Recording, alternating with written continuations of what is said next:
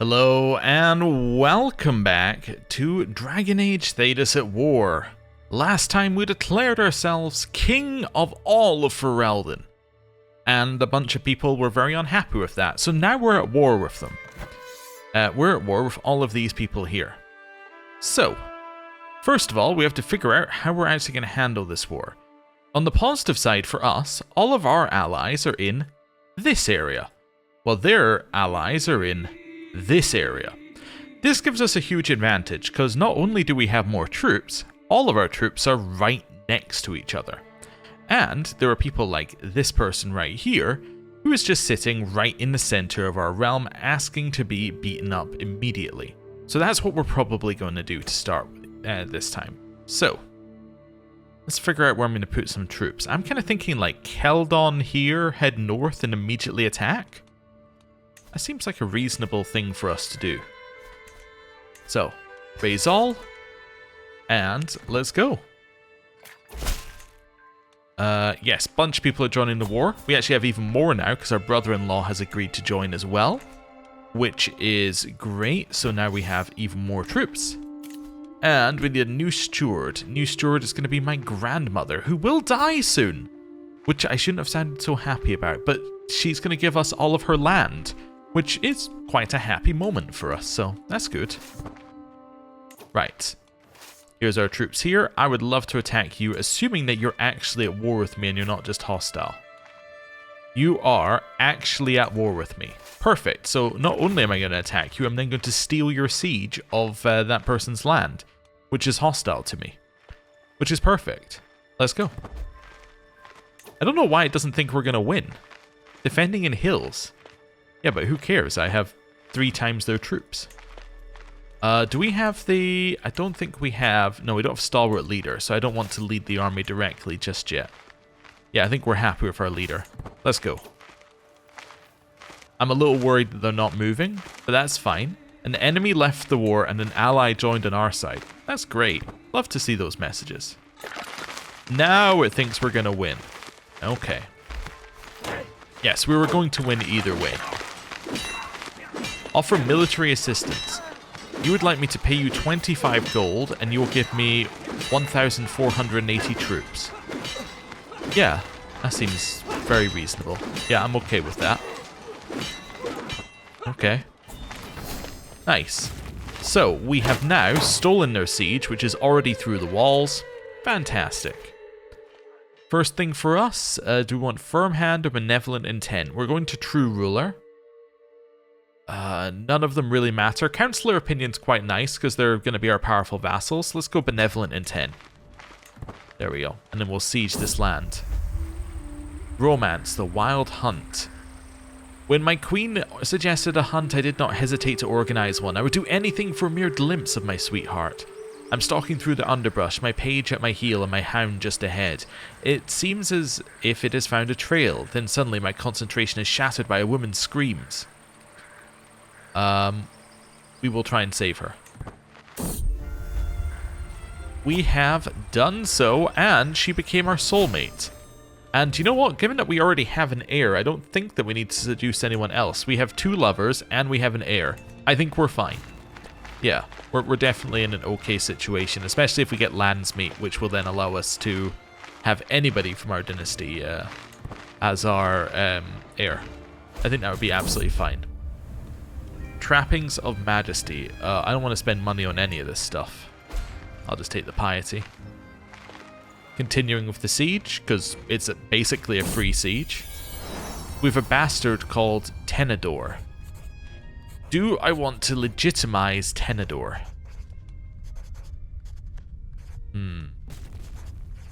Yes, well, no, this isn't legitimizing. This is, do I want to have Tenedor as my child? Yes. Tenedor is now my child. He is still a bastard, but he is my child. The reason we want that is that gives us a way to potentially get another heir, because we could then go in here and we could somewhere legitimize him. There we go. We could legitimize him if we needed to, which is good. Did lose a level of devotion, but that's fine. And my wife is unhappy. However, the thing is, my wife is my soulmate, so actually, she doesn't care that I betrayed our promise. because we're soulmates. You would think that that would lead to a greater level of betrayal, but apparently not. No, not in this case. Vorik. Vorik is worth 14 gold. I will take 14 gold for Vorik. That is fine. Right, how many troops do they have right now? They have 10,000, we have 16,000. Wait, this thing that I've sieged is worth 0% war score. That tells us something. That tells us that the only land worth any war score is his land. Wait. Is his land here? This is the only land worth any war score. If we siege this, we get 100% war score, I think. If I understand this correctly, because this one is hostile to us. And it is in... You are in the war, right? Let me just confirm. Yeah, so this guy's in the war with us. We sieged his land and it's not worth war score. That means that if it's following normal war rules, this is the only land worth any war score. So if we siege it, we win. That's the way I'm going to read it. We're also about to win this battle. Did I get any battle war score? I did. Okay, we just got very little of it. That's fine. Yeah, I'm definitely happy to attack you in this one that you've chosen to fight in. Yeah. Don't really know why you chose to do that, but that's fine. Works for me. 3 months left on the siege and my wife is pregnant. Wonderful. Let's go speed 5. Okay, so that was not worth 100, but it was worth war score. It was worth 22 war score. That's the only bit of land that you hold though, right?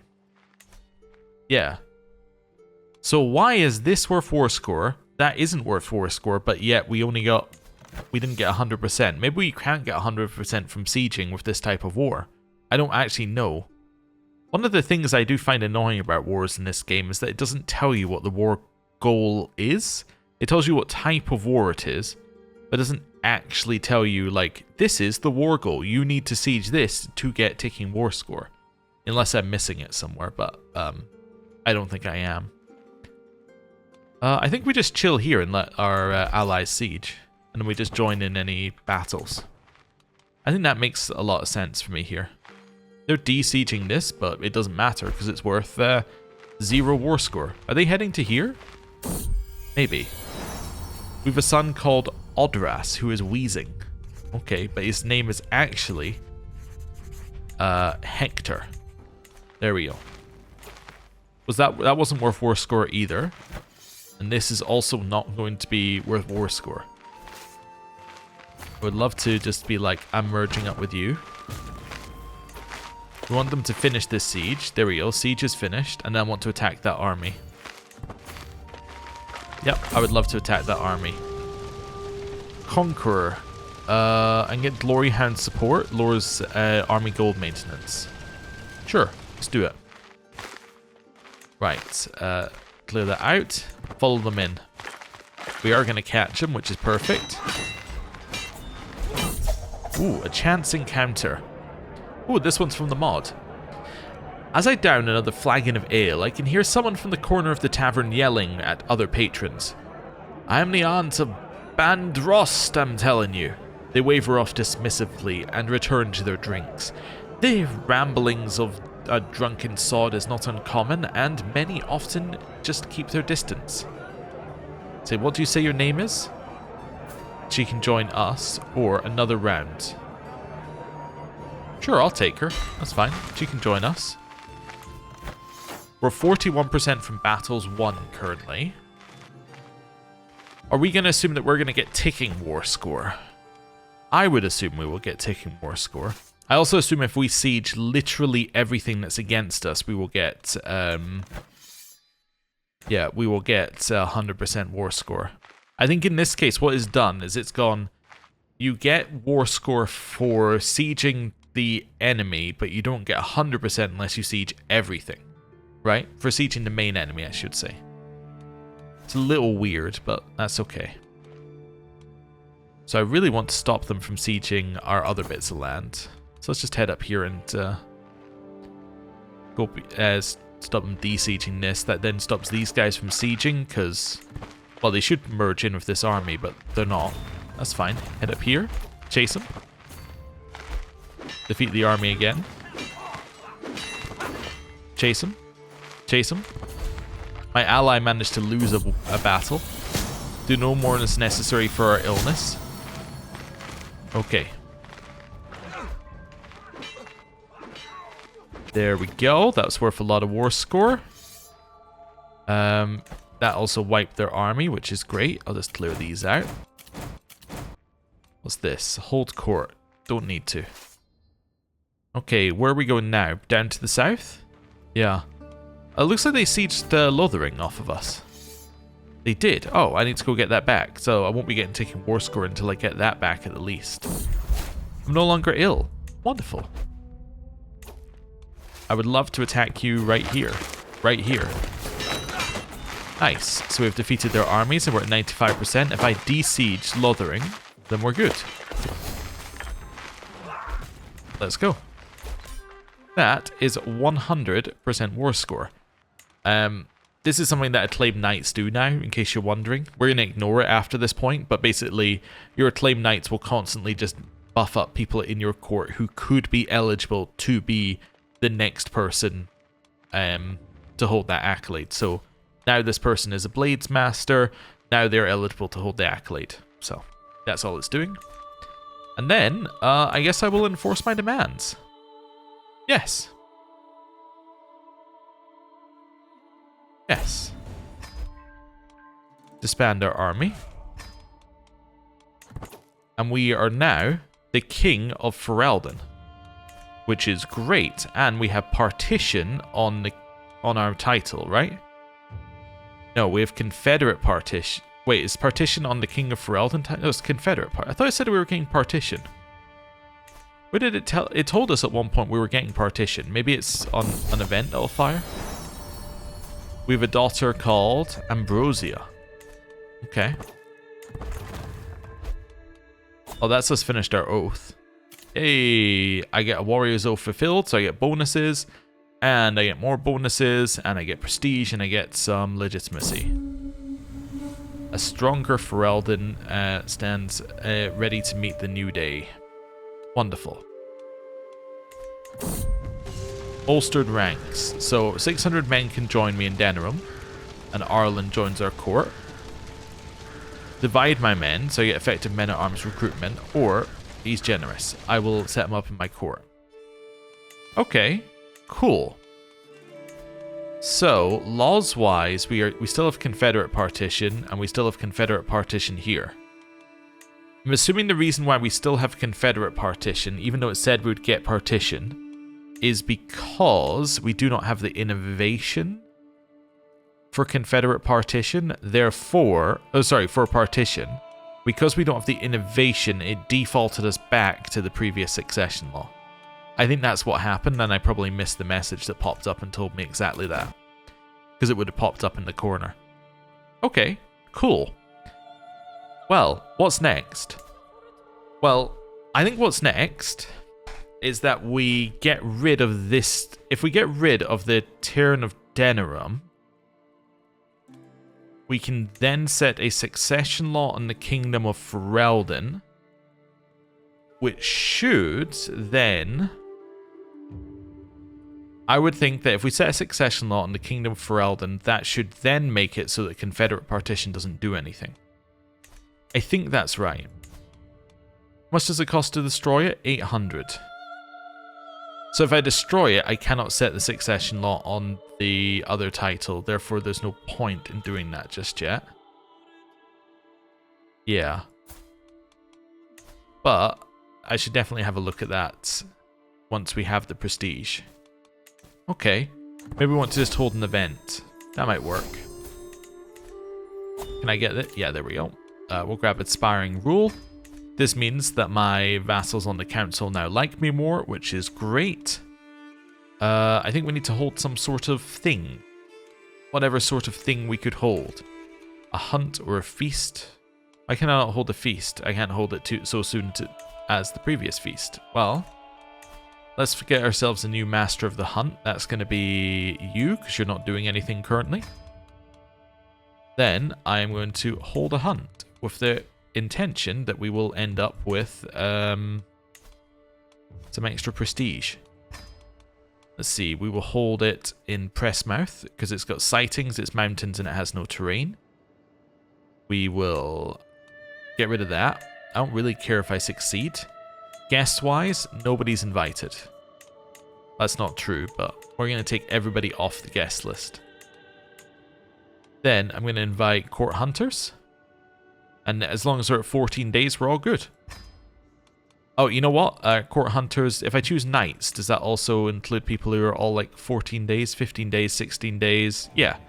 That's all we want is for them to have like a amount of days. A lot of people won't arrive in time, if even at 16 days actually, so that isn't actually increasing the amount of yeah, that isn't increasing the amount of people who will actually turn up, so that's fine. We'll do this. Goal is to slay the beast, even if we're not actually going to slay the beast. Let's go. Don't care about this one. We'll get simple living here. So we get some increased stress loss and religious vassal opinion. There is some danger here. I'll pay the money to avoid worrying about that. Right. We'll go for the stag. It was what was cited. Let's just close and reopen that so it stops closing and reopening. Cornering the stag. I will take the perilous option. That gives me more prestige. I will shoot it so I can complete my objective. I've now done it. And do I want the mighty stag skull? I think I do. I think I do. Wonderful. So, now I have the hunter trait, I got some experience, and I got some prestige. My prisoner escaped. Oh. That's not ideal. And we got some experience for heading back to our capital. I still have a prisoner in here. He's one of the people who rose up against us. I'll claim my 50 gold for him. I'm not overly worried about him being mad at us. Right. My daughter is asking a lot of questions. And now, what we want to do is we want to save the game so we can test out how this works. So, what I think we want to do, in theory, is destroy the Kingdom of Denerim, then change the succession law of Ferelden to Landsmeet. I think that will give us the realm that we want. So that's going to cost me 800 gold, or sorry, 800 prestige, no gold. Done. So, now our succession law, if we have a look at it, is that all these titles get created and then split out amongst everybody, right? We're not really happy with that, but that's what would happen to that. Interesting, this title goes to nobody. That's a little weird. This title has no succession. Huh, interesting. Anyway, I'm going to set the Landsmeet thing on it. So, the ruler and all direct adult de jure vassals of 1 or 2 ranks below the title can nominate a title heir from among the most powerful vassal among them, the ruler's legitimate children, or any other valid claimant. So, that should, I would think, once this gets voted for, change the succession law. So, who do we want? I mean, I guess our daughter would make the most sense, rather than our grandmother. Yes, I would say that would probably be let's say our player heir for now, and we'll see how things go. So succession-wise, there's no character who's going to be heir to that. Let's just wait a second for it to recalculate that. Okay. That's interesting. It still thinks that there's no heir to this title, even though the title is running with a succession law. Yeah, that's weird. Also, I'm the only elector. I shouldn't be the only elector. There should be many electors. The ruler and all direct adult de jure vassals of 2 ranks below the title can nominate a title heir from the most powerful vassal among them. Unless this is done at the time of succession, which is also entirely possible. Like, maybe I've nominated mine now, but it will nominate everybody else at time of succession? Maybe. Interesting. Really, the only way we could test that is to die. Well, you know what? We have a save before. I'll put a cut in the video and then we'll test dying. Okay, we are in debug mode. We have our one title. We have our succession law. Succession still doesn't tell us what's happening. Let's find out what happens. So he died. He debugged. And he is dead. So, what happened? The title of Falddon passed to nobody. That's what happened. Denerim holds this and East Banorn holds this. Oh, okay, so that opened the Falldon struggle again. War for the crown. Okay. I claim to the throne of Falldon passes with his last breath, whilst many of my vassals stayed loyal out of fear. Yeah, it instead does this. All kingdom level titles except your capital are destroyed, and vassals outside Terranir break free. Okay. And then do I have some kind of succession law or some kind of war I can declare? No. You just go back to this. So it's kind of unite Falldon in one lifetime or don't. Right? That seems to be what we're doing here. Alright. Well, now we've debugged that, time to return back to our original save. Okay, we're back before we did anything with succession. So, what can we say for certain? Well, we can say for certain, it does not matter at all what the succession law of Falldon is. That is not in any way relevant to our succession situation. That title will go off and do its own thing no matter what. We don't need to worry about that. So, let's instead look at what kind of other things we can do with our succession law. Like, let's have a look at Denerim. Do we want to set the landsmeet succession on Denerim next? Let's try it. We don't need to destroy any titles for this, so landsmeet. I vote for my player heir. We have 6 electors, that makes a lot more sense. There we go, so she is now going to inherit that one separately from everything else. However, Confederate partition will still intervene here. So actually, by setting a separate succession law, nothing changes. She will still inherit the exact same titles. Yes, High Ever and Southron Hills will go off to other places. So that doesn't help us at all either. Landsmeet is completely useless for this for us, so in that case, I propose that our best succession law, I think it's this one, our best succession law is actually to do nothing with our succession and keep our large amount of prestige. Or anything else, because it doesn't seem to make a difference. I mean, right now, without a vote, she inherits Denerim and Southron Hills. So what that changed, basically, is that we would instead inherit Eastern Banorn rather than inheriting Southron Hills. That's all that changing to landsmeet does. And it makes it less likely that we inherit Denerim, although we were going to inherit Denerim. Okay, so I guess now we have to look at what our next thing that we want is, which would be an empire, right? We would want the Empire of Falldon. We need to own 70% of it. Okay, can it be cheaper? So we got a 10% legitimacy level. No, it cannot be cheaper, at least not from legitimacy. Okay, sorry, where are we? Empire. So it can't be cheaper. So, we need to own a ton. So I would say the Brazilian forest over here we should get. Oswayne we should get. These are easy ones. We should get that and that and that. These are all very easy things. Like these ones right next to us, super easy. While we're doing that, we can start building up to True Ruler. True Ruler should allow us to expand very quickly across a bunch of this land over here.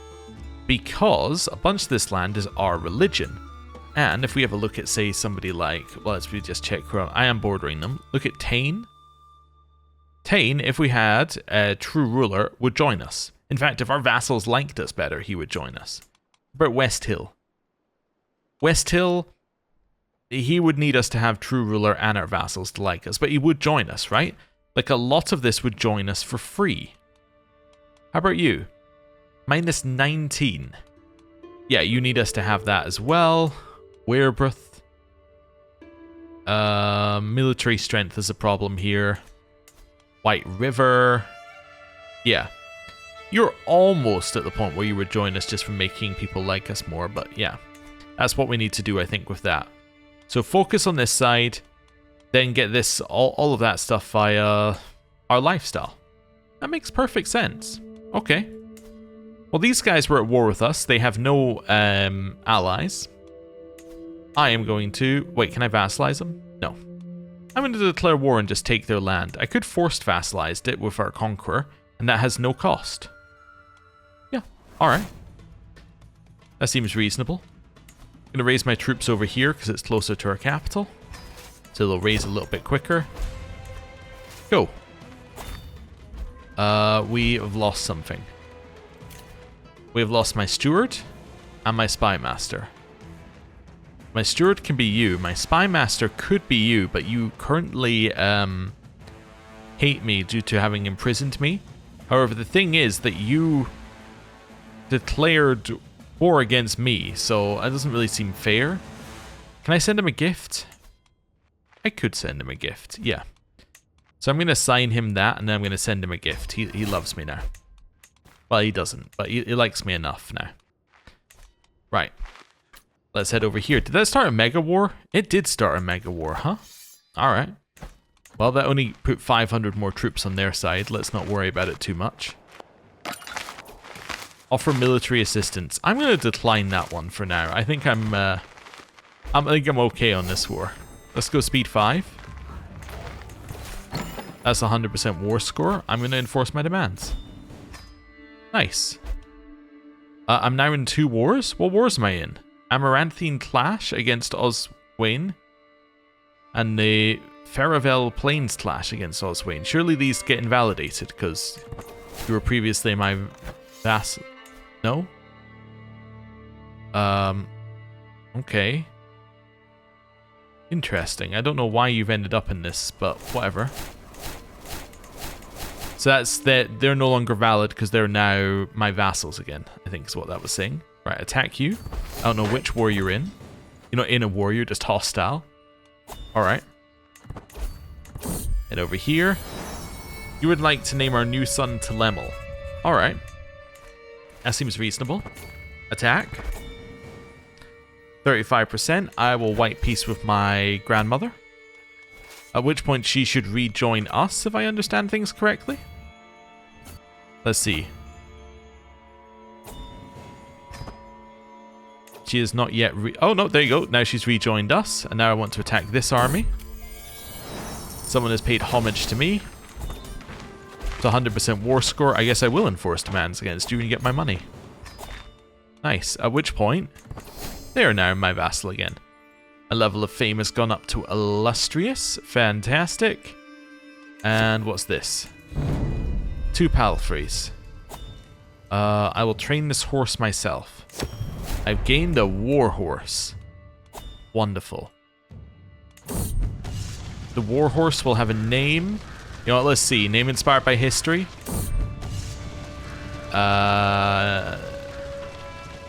These are actually... You know what? These are actually names from the from Dragon Age. Let's have a look at mythology. Okay. Okay. Are there any other categories? No? Okay, well this is going to be Hakon, the Avar god of war and winter.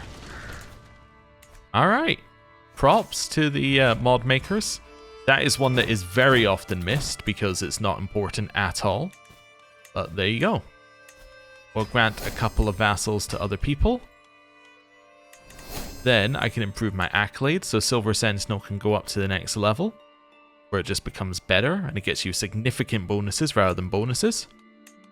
And then our Blade of Denerim can go up to the next level, where it gains... You gain more acceptance for invites for grand tournaments, and it increases your knight effectiveness and aspiring blade master trait experience and all sorts of stuff. So that's all very good. I can ransom this person for 30 gold. And there's our warhorse down here. Right. And you, I'm going to ransom for a hook. Popular support. I get widespread support for supply capacity. I love supply capacity. Give me supply capacity. Nice. Okay. Well, with that, I think I'm going to end the episode there. Thank you very much for watching. I'll see you next time. Goodbye.